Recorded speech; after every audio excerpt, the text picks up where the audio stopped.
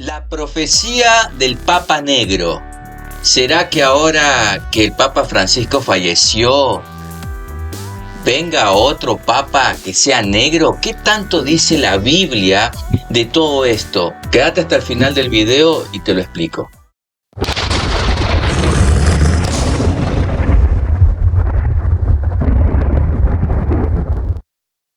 Como verán, estoy en el estudio, o sea, no estoy editando nada, simplemente quería hacerle este comentario rapidito. Hace tiempo que quería hacer este comentario, pero bueno, por los días ocupado en el Señor no he podido, pero quería más o menos comentarles que ahora que falleció el Papa Francisco, bueno, hace unos días, se han levantado muchas especulaciones, podríamos decirlo, con respecto de que si ahora vendrá otro Papa Negro o el Papa Negro, o que si el Papa Francisco fue el último antes de un apocalipsis. Pero ¿qué hay de verdad en todo esto? Bueno, estas especulaciones nacen a partir de un profeta llamado Malaquías. No es el profeta Malaquías de nuestra Biblia. Yo realmente no lo conocía, hay que ser honesto, yo no sabía de esto, así que me puse a indagar un poquito de dónde venía este tema del Papa Negro, y es que San Malaquías de Armagh fue un arzobispo del siglo XII. San Malaquías escribió dos listas proféticas o dos listas de profecías, podríamos decir. Una se llama la lista de los papas y la otra es la profecía de Irlanda. Entonces, en esta cita, en esta lista de 112 papas, en otra fuente que estuve hondando dice 113 papas. Estos 112 papas que iban a gobernar durante este listado, y efectivamente el Papa Francisco sería el último papa de esta lista, o sea, el número 112. Lo curioso es que en el año 1595 fue publicado por un historiador en Venecia, que fue un monje benedicto belga llamado Arnoldo Guillon, quien era un historiador de su orden, de la orden que él pertenecía. Pero esta lista la publicó él después de 400 años del fallecimiento de San Malaquías. Un poquito sospechoso, diría yo. Se especulan, algunos dicen que esa lista se hizo para favorecer en la política a algunos personajes de la época. Pero todavía hay una pregunta. Hay una pregunta en el tintero, y es la profecía sobre el Papa Negro. Bueno, existe una orden llamada, esto sí conocía, que eran los jesuitas, y ellos tienen un superior general, que se llama superior general, que es la máxima autoridad, que se viste todo de una sotana negra, todo de negro. Entonces, por lo general le llaman el Papa Negro.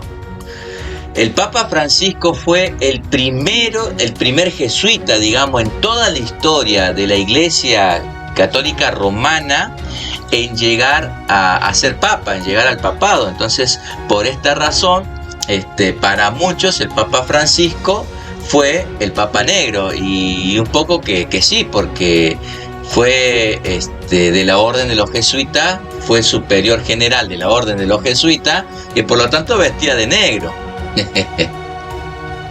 La pregunta que ahora debemos contestar es: ¿cuánto de todo esto que se especula, que seguramente ustedes ya se habrán informado? Yo me demoré un poco en grabar esto, pero le puse un valor agregado. Entonces, vamos a contestar la pregunta de cuánto en la Biblia hay de todo esto que se especula. Bueno, todos aquellos que han estudiado la Biblia, que han leído la Biblia, mis hermanos, todos sabemos que en las Escrituras no encontramos tal cosa como Papa Negro, o una lista de papas, ni de vestimentas, ni de ornamentación negra. Nada de eso está en la Biblia.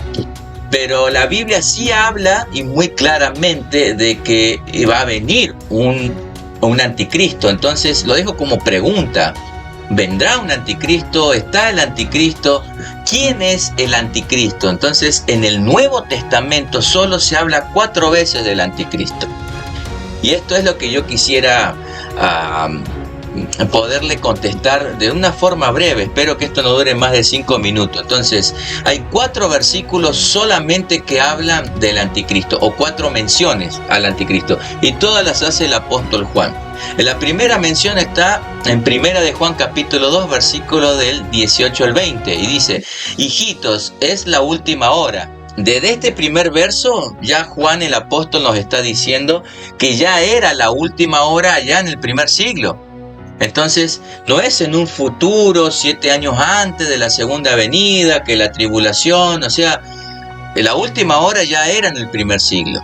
Y sigue diciendo el verso: y así como oísteis que el anticristo viene, también ahora han surgido muchos anticristos. Por eso sabemos que es la última hora.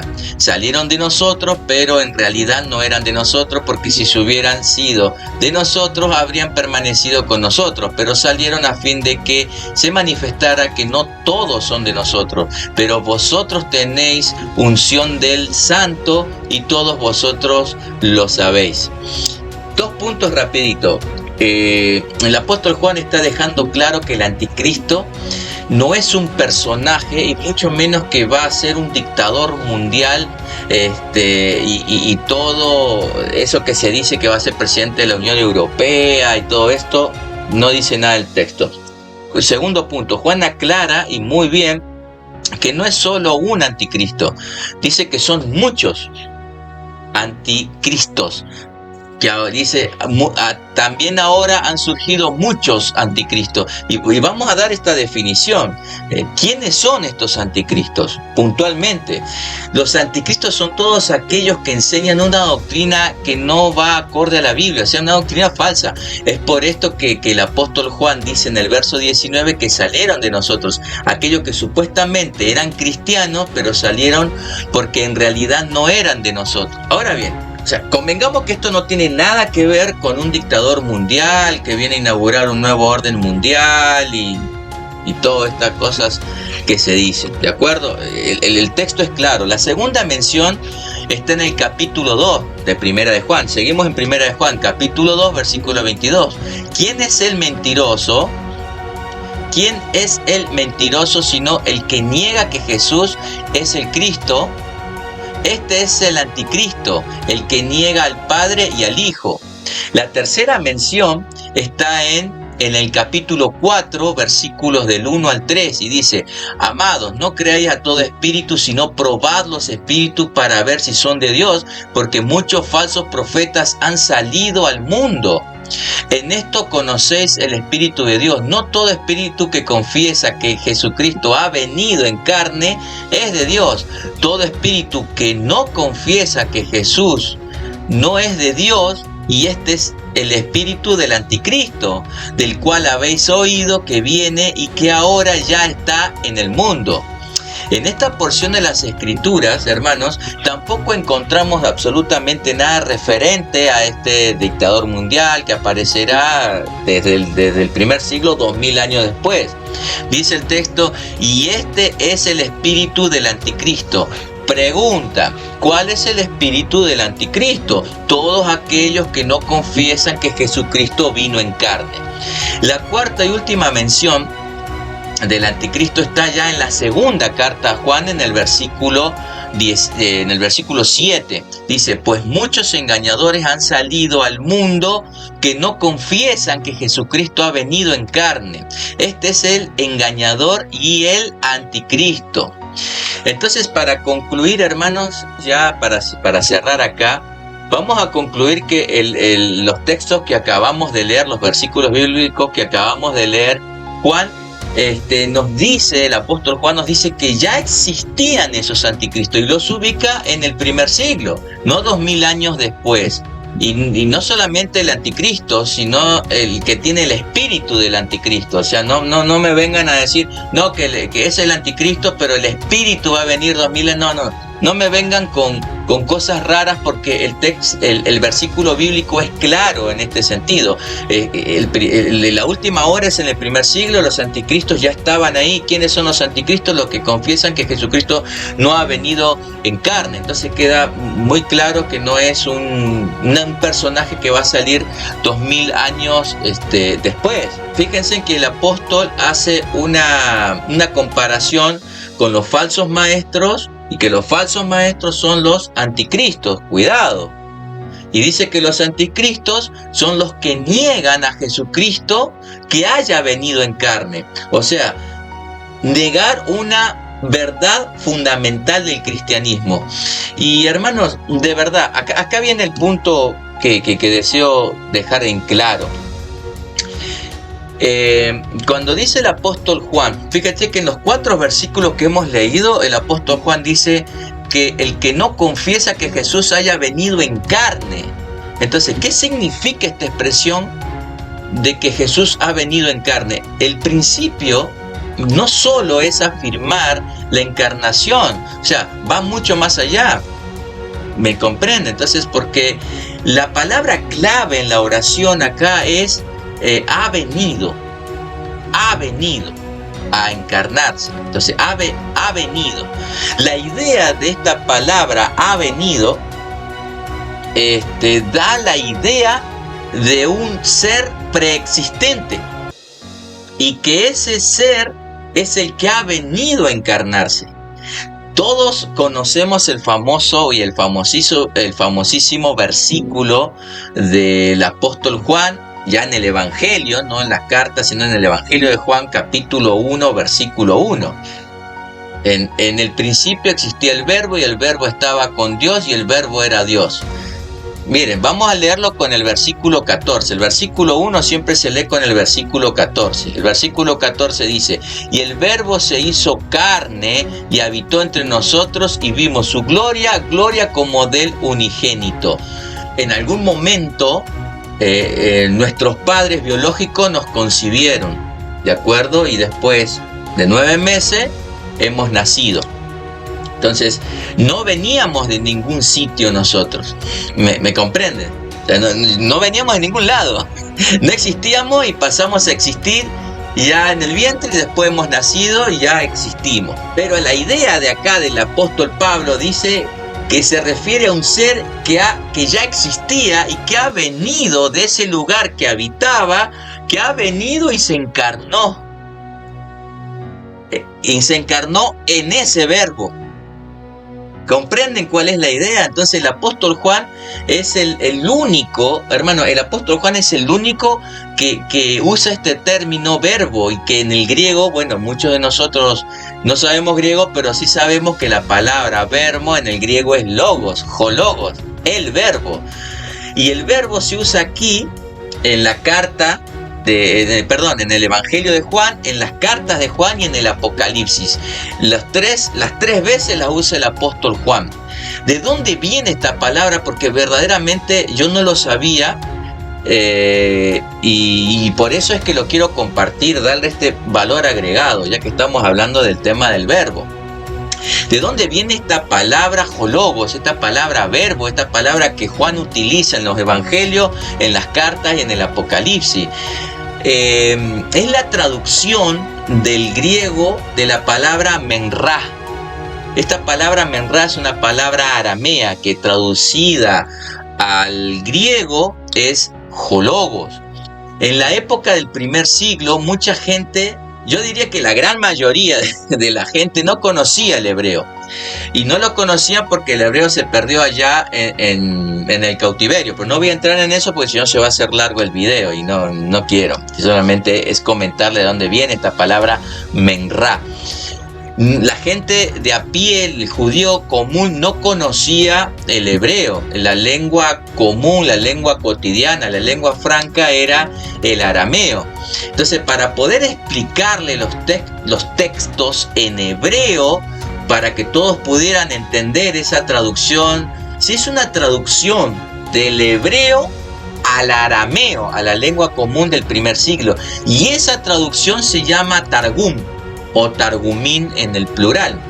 En el Targum el tetragramatón, que son las 4 consonantes, Yod, Het, Vav, Het, que componen o que expresan el nombre de Jehová o de Dios, el Targum lo reemplazaba por esta palabra Menra. ¿Por qué? Porque ustedes saben, bueno, muchos saben que los judíos, el nombre Dios, Jehová, Yahvé, no lo podían pronunciar porque decían que era demasiado santo para poderlo pronunciar. Entonces ellos, en donde la escritura hebrea decía Jehová, donde decía Yahvé, lo reemplazaba por la palabra Menra.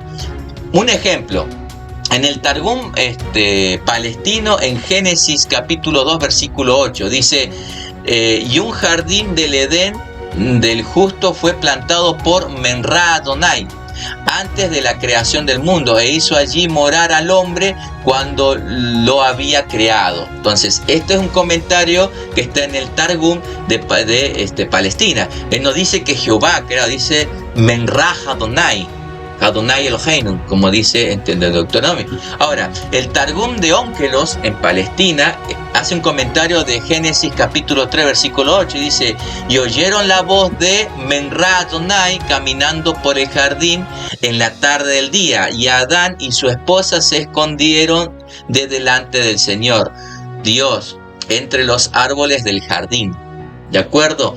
El último es Isaías 43, y una voz que clama en el desierto, preparad el camino de Jehová. Ese es el texto en hebreo, pero ¿cómo lo traduce el Targum? Dice, una voz que clama en el desierto, preparar el camino de Menra.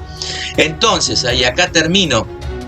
Entonces, esta palabra Menra la toma el apóstol Juan en el principio de su evangelio, y dice que este principio, y dice que en el principio existía la Menra, y la Menra estaba con Dios, y esa Menra se hizo carne y habitó entre nosotros. Y esa palabra habitar, suka en el hebreo, significa que vino a levantar su tienda de campaña y habitó entre nosotros.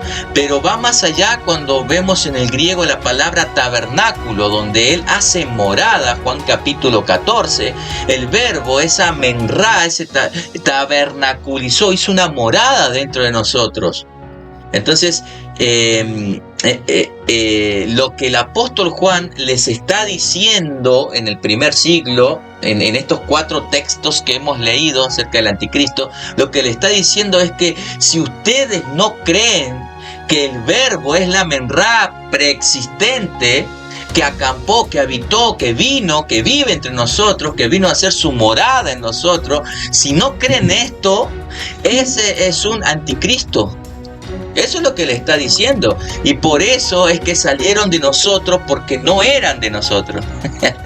Entonces, qué importante, hermanos, reconocer esto. No solamente que el verbo es nuestro Señor, nuestro intercesor, nuestro amado Señor Jesucristo, sino que es el preexistente Hijo del Dios, la segunda persona de la Trinidad, que se encarnó para vivir la vida que nosotros deberíamos de vivir, para sufrir la muerte que nosotros deberíamos de sufrir, para resucitar al tercer día y ser la garantía de que a nosotros nos va a resucitar en el gran día.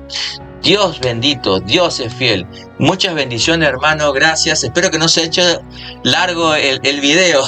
Bendiciones, chao.